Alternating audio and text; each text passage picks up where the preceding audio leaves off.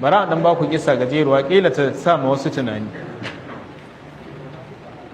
Wani bawan Allah ya shi ta rasu a kwanakin na aka yi abin, bayan ta rasu ba a daɗe ba sai ya mafarki da ita.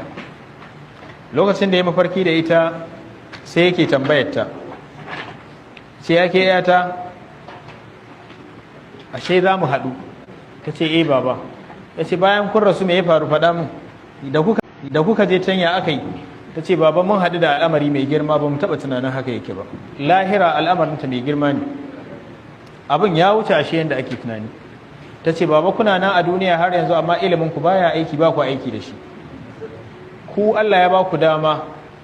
Ta ce baba wallahi da Allah zai ba mu dama mu dawo duk kiftawan agogo guda ɗaya ba zan taɓa bari ya wuce ba sai na ce subhanallah walhamdulillah wala ilaha illallah wallahu akbar.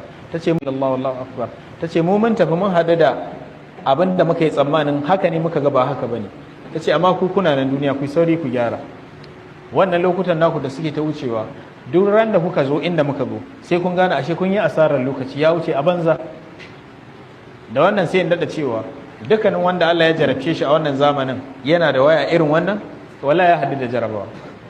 Wannan waya wallahi ba ƙaramin jarabawa ba ce.